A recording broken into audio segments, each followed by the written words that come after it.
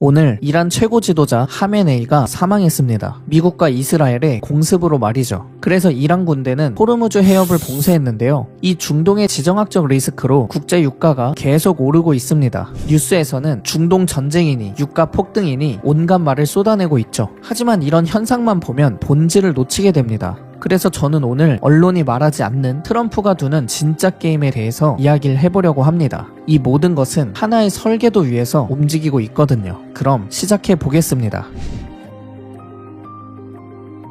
일주일 전 미국 연방 대법원이 6대3으로 판결을 내렸습니다. 의회의 명확한 승인 없이는 관세를 부과할 수 없다라고 말이죠. 그러자 트럼프는 판결이 나온 그날 밤 새로운 행정명령에 서명했는데요. 무역법 122조를 근거로 전 세계에 10% 관세를 다시 매긴 거죠. 플랜 B를 지체 없이 꺼내든 거예요. 근데 여기서 결국 중국만 이득을 봤다? 이런 생각이 든다면 그 이면의 것은 전혀 못 보는 겁니다. 자, 트럼프는 왜 이렇게 관세에 집착할까요? 무역 적자 해소, 미국 제조업 부활, 물론 그것도 있겠죠. 하지만 진짜 판을 보면 이 모든 게 하나로 수렴합니다. 석유. 기억하시나요? 트럼프가 취임하면서 외친 말 Drill, baby, drill.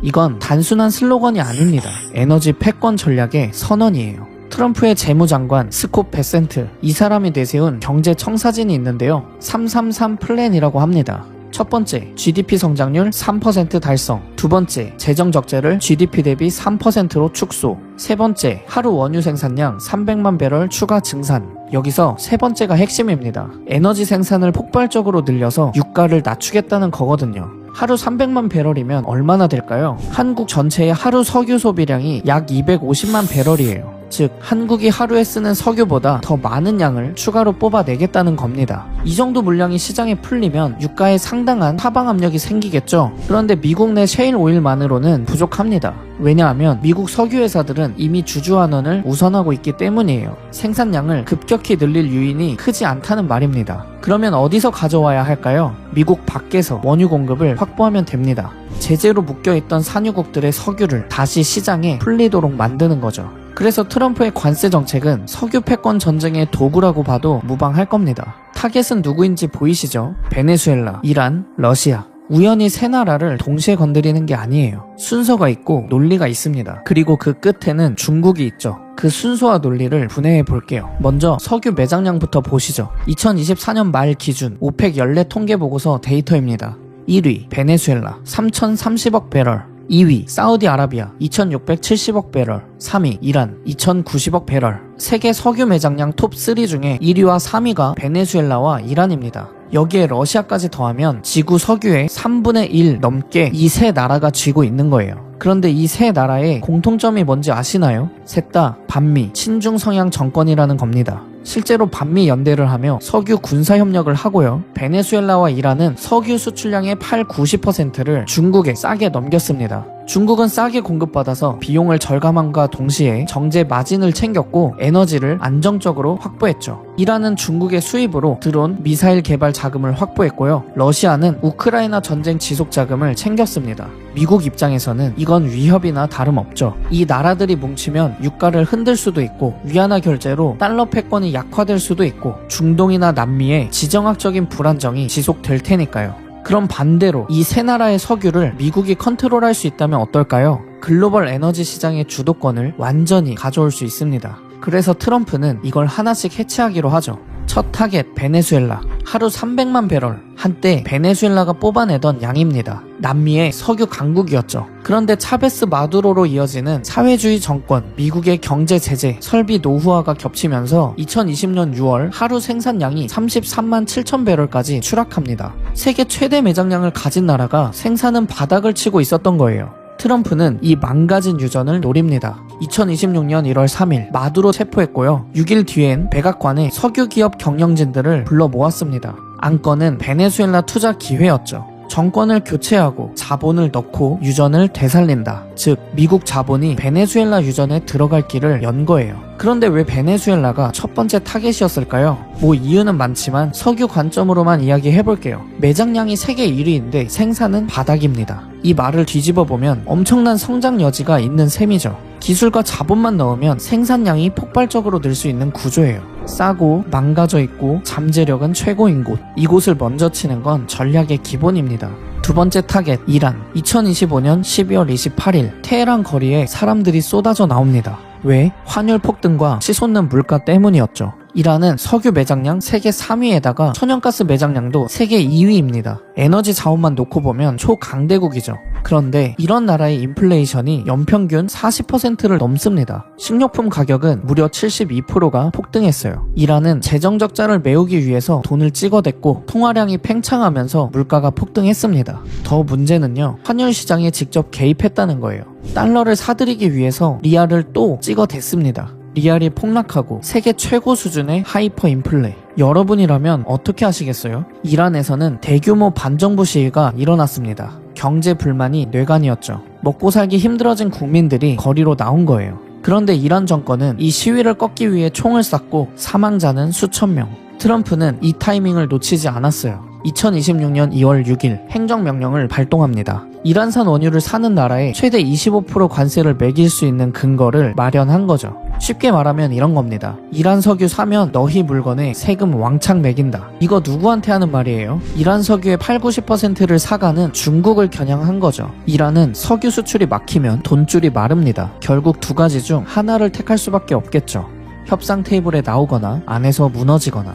하지만 미국 이란과의 협상은 3차례나 결렬됐습니다. 미국이 이란에게 우라늄으로 핵무기 개발하지 말라고 했는데 이란은 의료 농업용이라 주장하며 받아들이지 않았죠. 트럼프는 이란이 핵 야망을 포기할 모든 기회를 거부했다며 우리는 더 이상 이를 용납할 수 없다라고 선언했고 이스라엘과 함께 이란의 군사공습을 감행했습니다. 그리고 오늘 하메네이의 사망을 공식 발표했죠. 세 번째, 러시아. 러시아는 베네수엘라나 이란과 다릅니다. 로스네프트, 루코일 같은 국영, 대형 기업이 석유 생산의 약 절반을 담당하고 있고 군사력도 강하거든요. 쉽게 무너뜨릴 수 있는 상대가 아닌 거죠. 그래서 트럼프의 전략이 달라집니다. 정권을 치는 게 아니라 고객을 빼앗는 거예요. 2025년 10월 트럼프는 로스네프트와 루코일에 직접 제재를 걸었습니다. 베센트 재무장관은 지금이 학살을 멈출 때라며 이 제재가 우크라이나 평화 협상을 위한 압박 도구라고 공언했죠. 그리고 인도에 카드를 꺼냅니다. 러시아 석유 사면 25% 관세. 인도는 러시아산 할인 원유의 최대 고객이었거든요.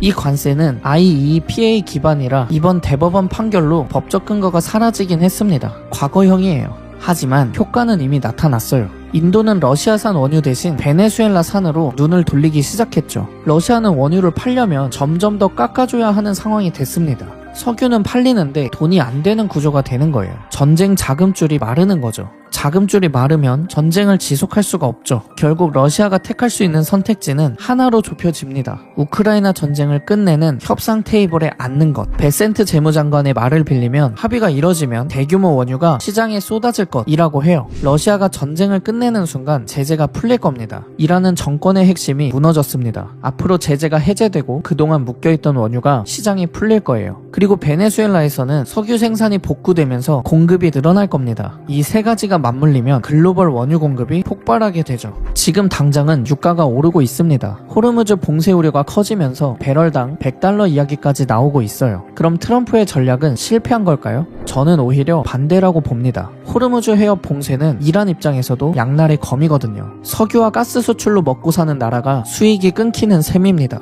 즉 지금 이란은 내부가 무너지는 상황에서 경제까지 스스로 막아버린 거나 다름없죠. 버틸 시간이 더 짧아지는 겁니다. 그리고 이란 정권이 무너지고 나면 석유 매장량 세계 3위인 나라에 문이 열리는 거죠. 여기서 질문, 원유 공급이 폭발하면 유가는 어떻게 될까요? 떨어지겠죠. 유가가 떨어지면요, 물가가 안정됩니다. 물가가 안정되면요, 연준이 금리를 내릴 명분이 생기겠죠. 저는 이게 베센트의 333 플랜의 마지막 퍼즐이라고 봅니다. 원유를 증산해서 유가가 하락하고 인플레이션이 방어가 되고 금리 인하로 갈 것이다. 지금 연준이 금리를 더 못 내리는 이유가 뭔가요? 물가가 아직 높기 때문이죠. 그런데 유가가 확실하게 내려가면 연준 입장에서는 금리 인하의 명분이 생깁니다. 금리가 내려가면 미국 국채 이자 부담이 줄어들죠. 그러면 재정적자 3% 목표도 현실성이 생기고 경기 부양으로 GDP 성장 3%도 가까워집니다. 결국 333의 세 가지 목표가 석유라는 하나의 지렛대 위에 서 있는 셈이에요. 자, 그렇게 되면 우리나라는 어떨까요? 한국은 원유 수입의 약 72%가 중동산이고 S-오일 같은 정유사는 중동 의존도가 90%를 넘죠. 유가가 떨어지면 소비자는 웃습니다. 기름값 내려가고 물류비 줄고 물가가 안정되니까요. 하지만 정유사는 울겠죠. 비싸게 사놓은 원유의 재고 가치가 떨어지고 원유를 가공해서 파는 정제 마진도 쪼그라들거든요. 특히 중동 의존도가 높은 한국 정유사들은 원유 조달처의 다변화 압력까지 동시에 받게 될 겁니다. 반대로 석유화, 항공, 해운처럼 에너지를 많이 쓰는 업종은요, 원가 부담이 빠지니까 마진이 살아나겠죠. 결국 같은 유가 하락이라도 업종에 따라 명암이 극명하게 갈리는 겁니다. 물론 더 다각도로 볼 부분이 있지만요, 이런 흐름을 읽느냐 못 읽느냐가 투자 수익이 갈리는 지점입니다. 잠깐 글로벌 정유업계도 살펴볼까요? 중동 산유국들은 유가가 떨어지면 재정 균형이 깨지게 됩니다. 예를 들어 사우디가 재정 균형을 맞추려면 배럴당 $80 이상이 필요한데요, 트럼프의 증산 전략이 성공하면 그 아래로 내려갈 수 있습니다. 그러면 오펙의 내부 갈등이 심화되고 산유국들의 감산 합의가 무너질 가능성도 있죠. 석유 시장의 권력 구조 자체가 재편되는 거예요.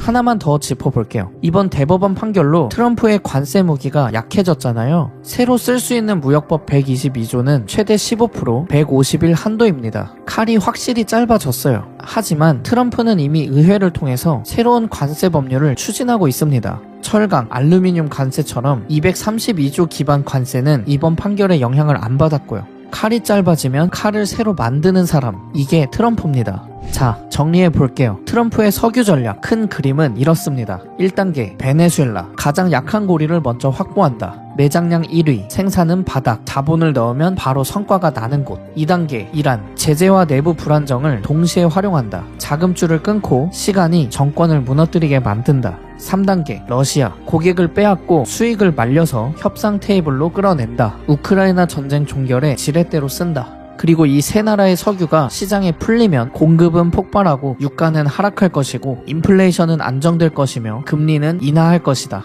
이렇게 미국 경제의 소프트 랜딩 시나리오가 완성될 겁니다. 이게 드릴 베이비 드릴의 진짜 의미예요. 미국 땅만 파는 게 아니라 세계의 석유를 미국의 규칙 안에 넣겠다는 선언이었던 거죠. 여기서 한 가지만 기억하세요. 돈은 항상 에너지를 따라간다. 석유 한 배럴의 흐름이 바뀌면 국가의 운명이 바뀌고 산업의 판도가 바뀌고 여러분의 포트폴리오도 바뀌는 겁니다. 중요한 건 뉴스를 보는 게 아니라 뉴스 뒤에 있는 돈의 흐름을 읽는 겁니다. 트럼프가 좋든 싫든 그건 개인의 판단이에요. 하지만 그가 움직이는 판의 크기와 전략의 논리는 자본주의를 이해하려는 사람이라면 반드시 읽어야 합니다. 이번 대법원 판결로 관세 전쟁의 1라운드는 끝났습니다. 하지만 석유 패권 전쟁은 이제 시작이에요. 이 전쟁의 결과에 따라 수혜를 보는 나라와 피해를 보는 나라가 명확하게 갈릴 겁니다. 저는 한 달 전 멤버십에서 베네수엘라와 이란 이후의 상황을 먼저 고려하여 수혜를 보게 될 곳들을 다뤘었는데요. 오늘 영상의 내용과 연결해서 보시면 재밌을 겁니다.